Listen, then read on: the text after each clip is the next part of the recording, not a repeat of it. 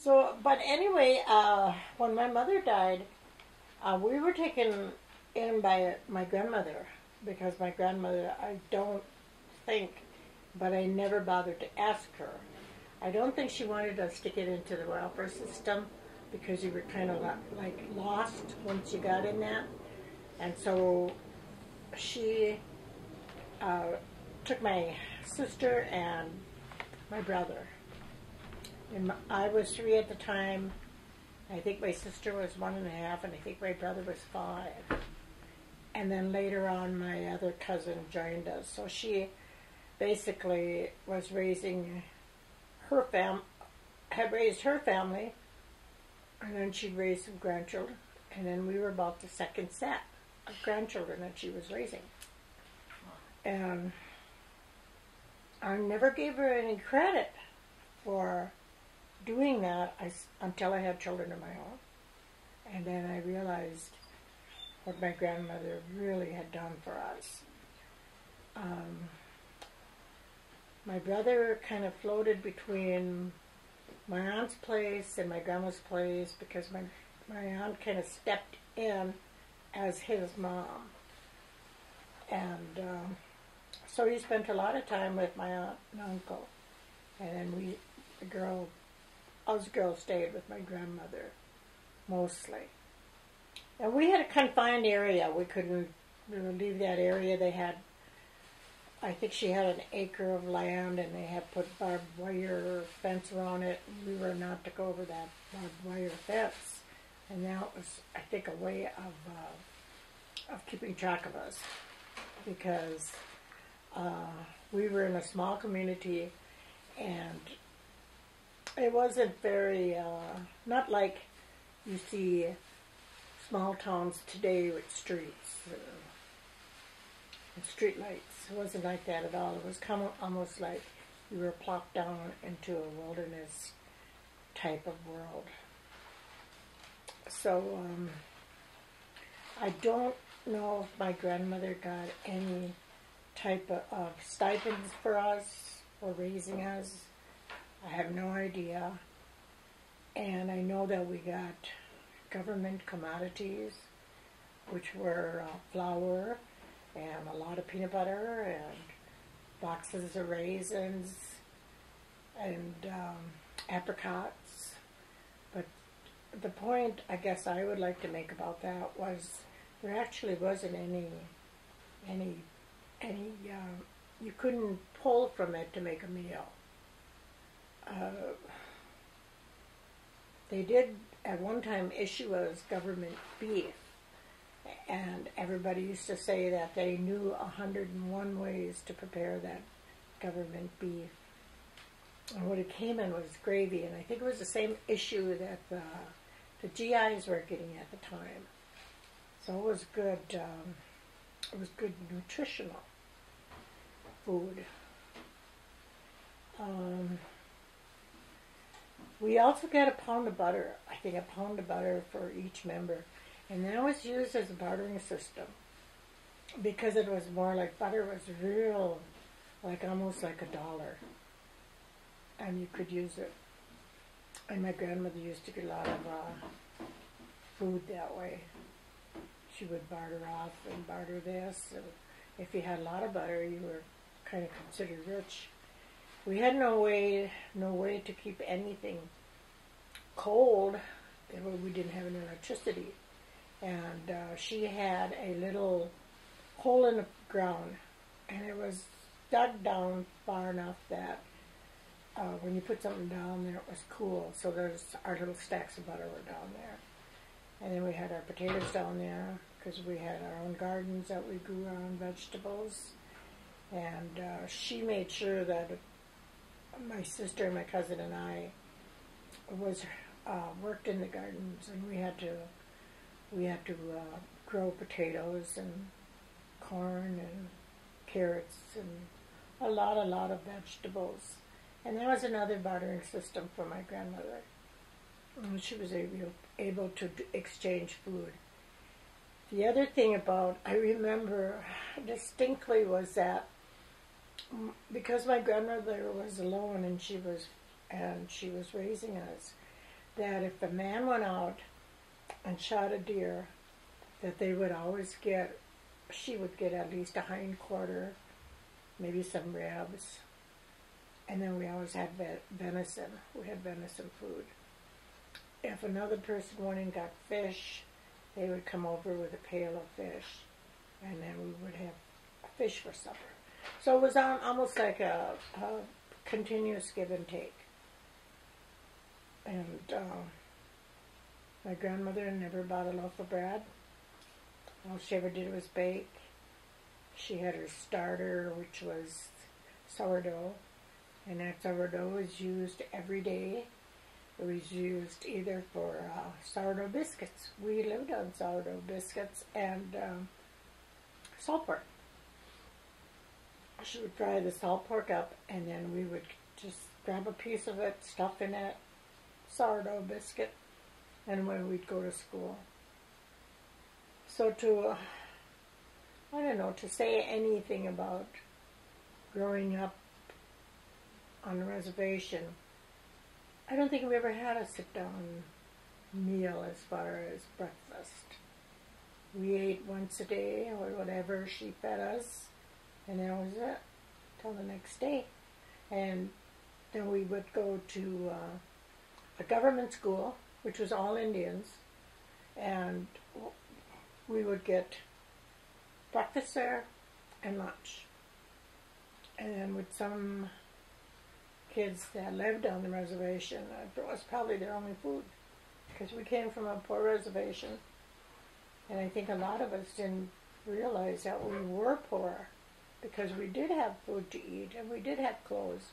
We got our clothes from the church, and the church would get boxes and boxes of clothes from the Catholic churches, I'm sure up here in Minneapolis. And then they would send them up to the reservation, and then my grandmother and all of her people that belonged to the Catholic Church would take what they wanted, and they would make blankets out of them, or they'd make shirts, and then they would pick through it until they would find the sizes that they thought would fit the people, like with us, the three girls. And that's where we got our clothes. We also got our shoes from the same boxes. And it wasn't, you weren't proud enough not to wear them, because if you didn't have any. And I remember running around in grade school in nun shoes, because they were the only ones that fit my feet. So it was like that. You made everything. You got your winter clothing from these boxes. They didn't match. Who cared? They kept you warm. I don't remember too many people being knitters, so I can't remember if anybody actually had, new mittens that were knit from a grandparent. Our shoes, our food, our basics, our drinking water. We didn't have running water. That came from an old pump that you had to keep patent. You had to prime it every day. You could not lose the thought in the wintertime, because if you did, the whole unit would be froze up. So you always had to prime it, kind of take it out, and hook it on, and then restart the next day. You could never leave the inside in there, because you would never get it out. And that was our water supply. And our outdoor plumbing was the little wood toilet where everybody ran to. And if it was cold out, it was a pretty quick run. Never had such thing as toilet paper. Never had such thing as toothpaste. Sometimes our finger was the only thing that we had to brush our teeth with. We'd put salt on our fingers, or we'd use baking powder. That would be our choice. Our shampoo was we'd make a concoction of water and Tide, and that was our shampoos. We only had, with the indoor plumbing, because we didn't have any, we'd have to haul water in from the pump, put it on the wood stove, heat it, and then take an old, one of those little round silver tubs, metal tubs, take it upstairs for privacy, run up and down till you got your warm water just right, and then you were first one in because you did all the work. And maybe the other girls would do the second. It all depended on who was more ambitious, who got the second wash. And then we just reversed it, took it all back down outside and dumped it out in the yard. My grandmother was very, very, I think she was beyond her time. She was very conscious about the earth. She had people come in from White Earth and dig a big hole and build a foundation over it and a box, and that's where you threw all your stuff. You didn't throw it out in the yard. You didn't do anything. And then somebody would come by once a year and throw a lye down there, and that was our sewer system. And the same with the outdoor bathroom. They would use that, and she was very sanitary, and she was very clean woman. Very proud of her yard. And she made us all work in the yard, and she made us all work in the garden. And so we were used to hard work. I think I became a good worker because of her. Her influence. But my grandmother and I did a lot together. She would take me out in the woods. We would go and look for roots and plants, and I would be so bored. I just go, why am I doing this? And now in this day and age, where I'm at now, I could just kick myself for not paying attention, because I was probably, she was probably introducing me to the healing herbs. And I think I remember collecting bitterroot, and that would probably be the only one that I would remember.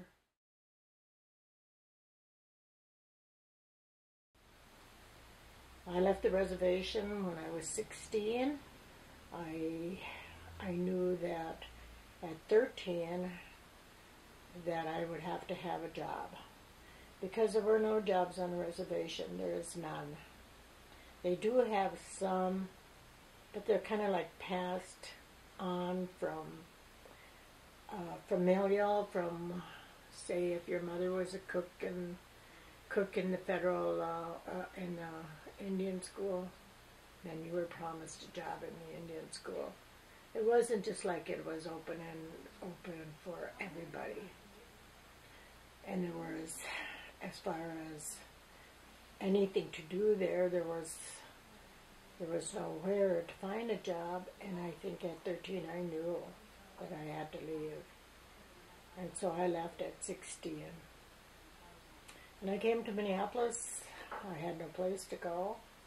And my girlfriend and I had came. We had hitchhiked up here. I think it was over 200 miles. And we stayed out in the park. And the reason why we stayed out in the park was because it was well known to Indian people that this is where you could come.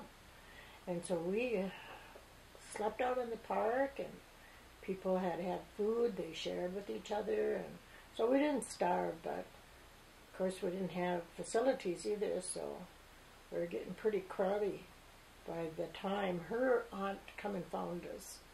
And she told my girlfriend, "We've been looking for you, and you need to come home with me right now. You have a home with me." And my girlfriend said to her, "But what about her? Bring her along," she said.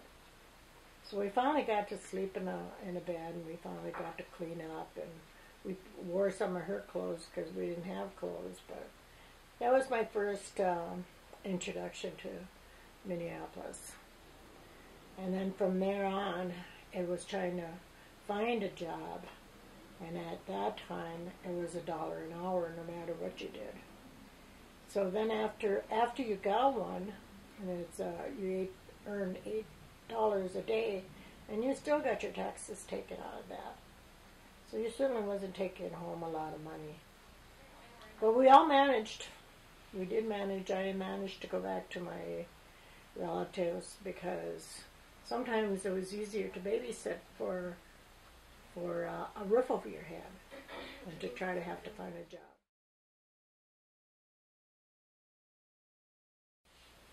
We went on excursions because we were kind of like in a woody area, and we went wild rice harvesting together.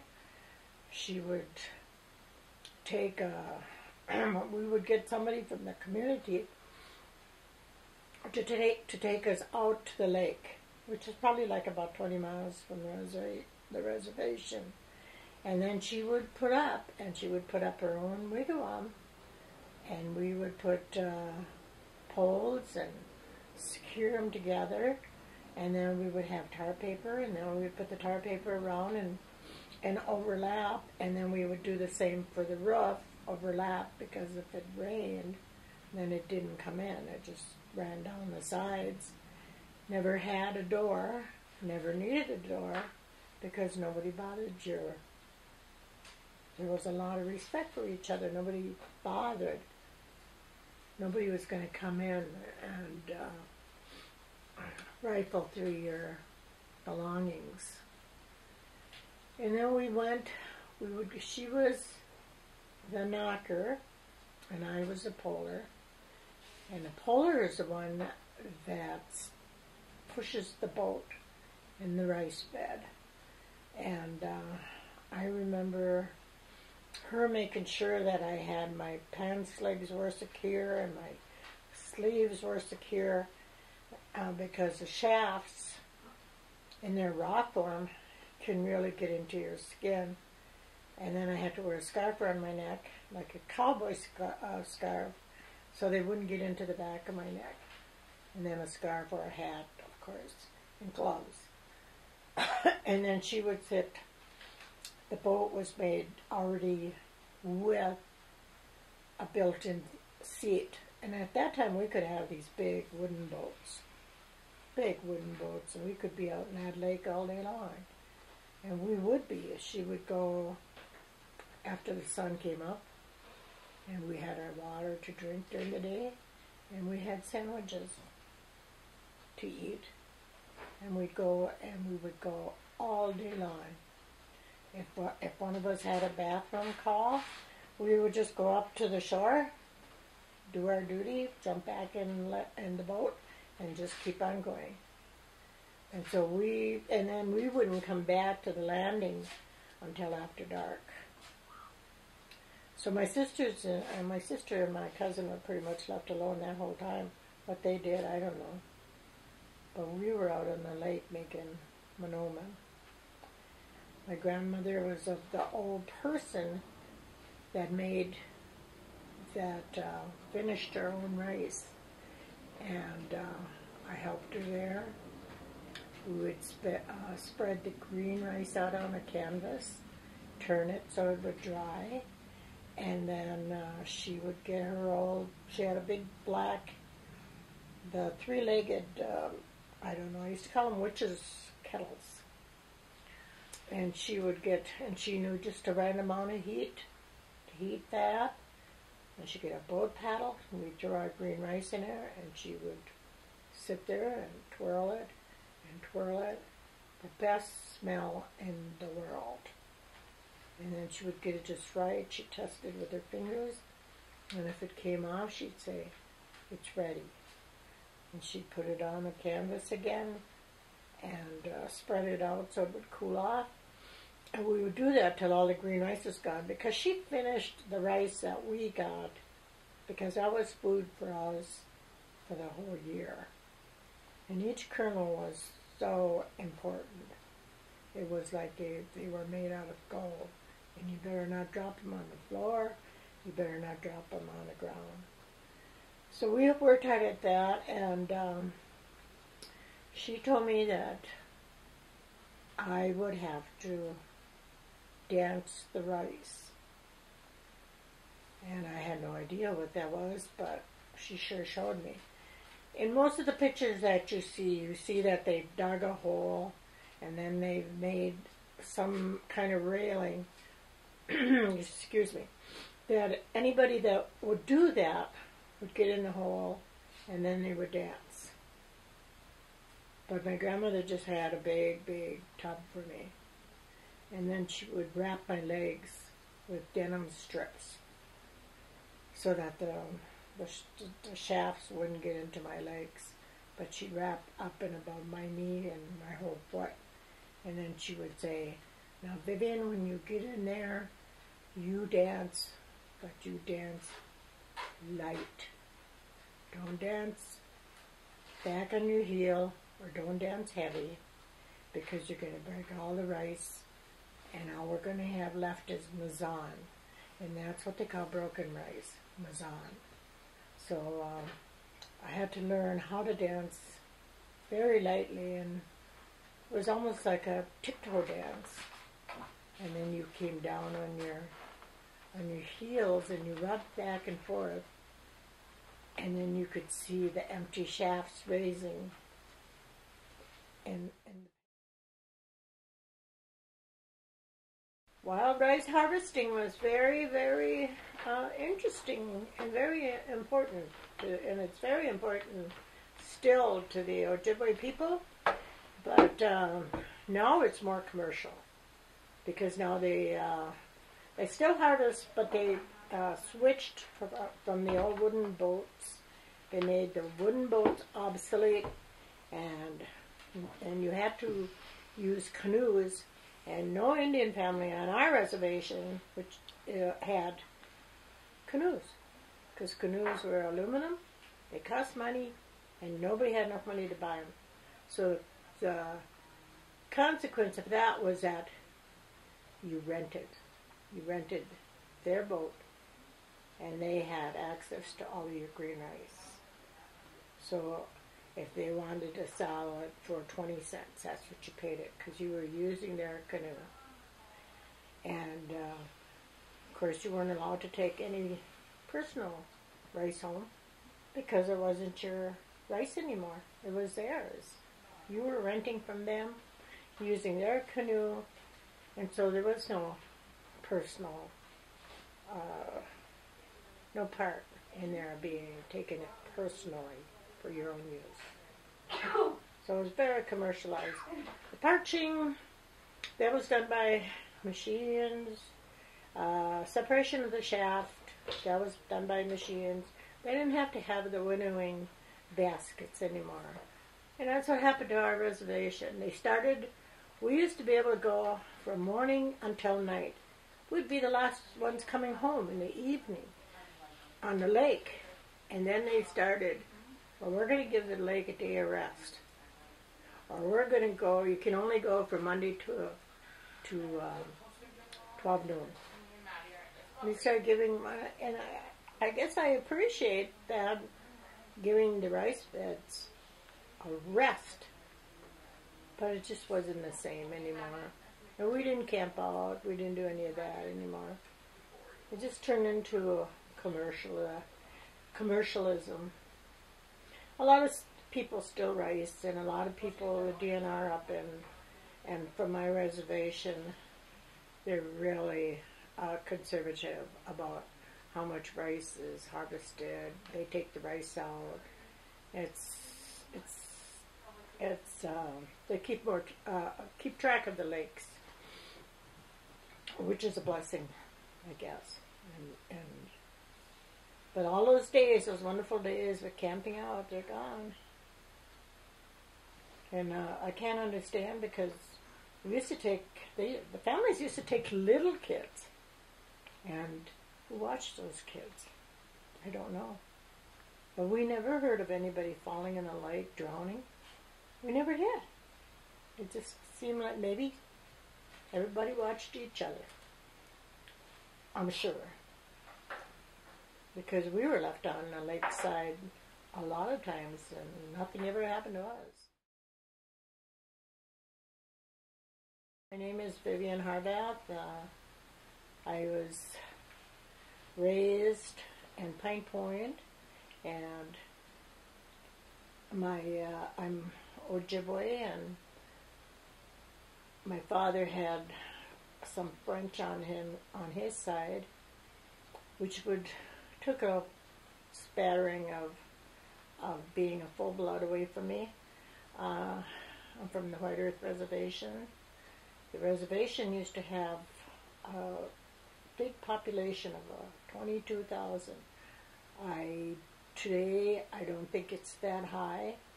There's a referendum that they're trying to change because you have to have per quantum. You have to be a certain amount of have Indian blood and in you, according to your relatives, your grandparents, your ancestors, and if you don't, then you do not qualify to be on the tribal rolls.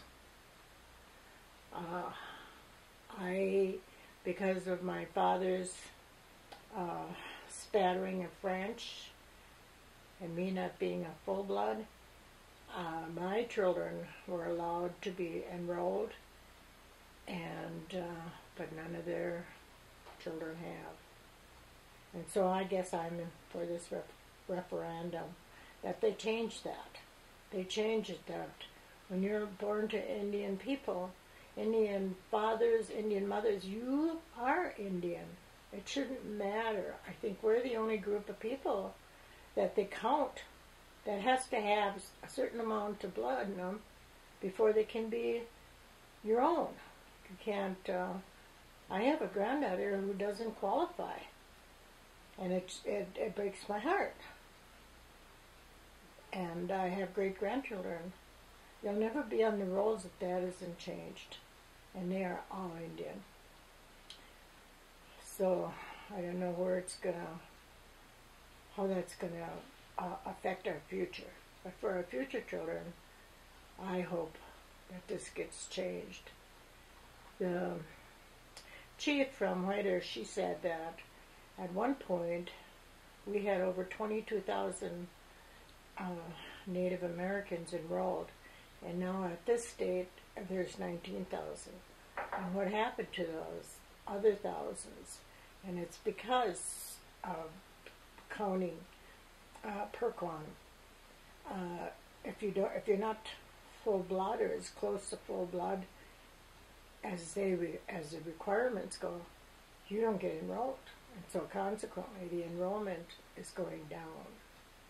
And she wants to make sure that for the future generations that we have accountability for being Native American and Ojibwe person.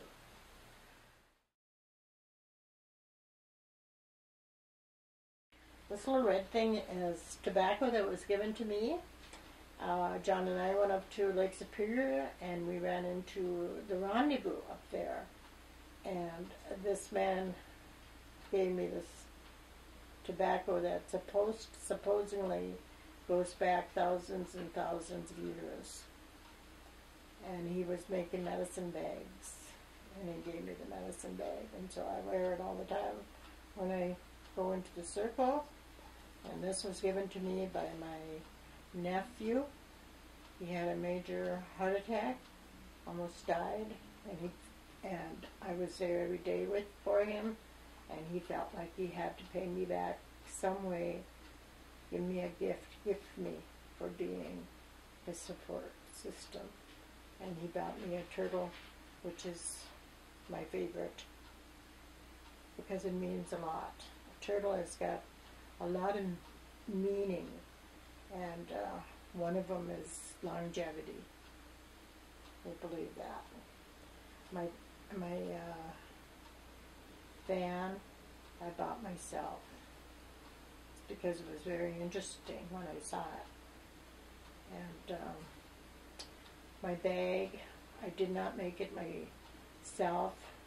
It was done by a Lakota man, which is a Lakota design. This is not Ojibwe, but the beadwork was so beautiful that I couldn't resist the purse. And I think we bought this. It was made by a Doug Fast horse. And my oldest children are related to Fast horse through their father. My shawl, my husband bought me. And it was made by some women in St. Paul. These shawls usually go for a lot of money, but it's a lot of work. Every little strand is put on by itself individually. Usually things are given to you. These are my daughter's leggings. She had somebody help her make them. And they usually try to match them up with their dresses. My dress was made by a woman, or my cousin, in Colorado. And she had no pattern. When she called, she just wanted to know what my sizes were, and I just said, make it big. And then the top of here, of this, looks like beadwork, but it was made from some old material that she had, and they don't even reproduce it anymore. It's an old pattern. But yeah, I've just picked up things along the way at various powwows. Is where you can find like Native American jewelry and barrettes that are all beads. Some people sit and they make their own regalia. Like women have been known to make everything for their husband. It takes hours and hours and hours to make anything intricate. The Ojibwe way of beading is usual floral designs. I don't have an example except for the top of my dress. No, that's all floral. The Lakota is geometric, as you can see on this design. It's a geometric design. And the women, I happen to own a dress that nobody else has. They usually are individual. You can't go and buy them off the rack. People usually visualize, or they dream it. Sometimes people dream it. Sometimes people talk about it before it even materializes. When you get your outfit, you need to go into the ring, into the circle, and dance. But before that's done, you have to do a proper introduction to your dress, which is where you smudge it. You have a smudge. You smudge your dress. You give tobacco as an offering, and then you have people eat. So you have food. And we went up to my hometown, which is a real small community, and they invited the people that were coming out to come in to the circle, and it was a person that I had known before, another woman, and then about 30 kids. So it was kind of unusual, I thought. But we were told to go around the circle once, and then and then we needed support after that. So they said the newcomers would go around the dance, the circle once, and then everybody has to come in and then help them out for the next, and give them help and strength. And my girlfriend, the other woman, she had like about, I don't know, 10, 15 people. I had my husband. I had taken nobody up there with me. So I said, you gotta come in here and dance. So he came in. But it was a nice ceremony to be introduced into the circle. And more, it's happening more and more. The powwows are getting bigger. People are going back to the old ways. You see little bitty kids. Sometimes there's 30 of them. You know, we didn't want us to learn the ways. They wanted us to grow up and go and leave the reservation, get a job. Nowadays they want you to come back. If you go and you go to college or get a degree, they want you to come back and share that with your people. And I think some people do go back. I myself, I chose to stay in Minneapolis, which is a town, the city that I live in, but I chose to stay here. And at one point, I think I was going to go up to the clinic up in White Earth, but I decided not to. And I had a couple of reasons, and one of the reasons was that there was not going to be any housing, so I didn't want and the nearest housing I think would have been 15, 20 miles, and all I could think of was that was a hard trail in the wintertime. So we didn't move up there, but we visited the clinic, we visited White Earth, and it's just amazing how beautiful it is up there. And the clinic is pretty. And sometimes I have regrets that I didn't go, but I think it's part of life. We have a lot of younger people that are coming up, especially when they hit their teens. They don't want the old ways. They'd rather have the other way, which is the baggy pants and the caps, and it just doesn't seem to mix. So we have all kinds of differences. But you know what? They all show up at a powwow. So, and the powwow is the circle, and that's what we live by from beginning to end. Life is a circle.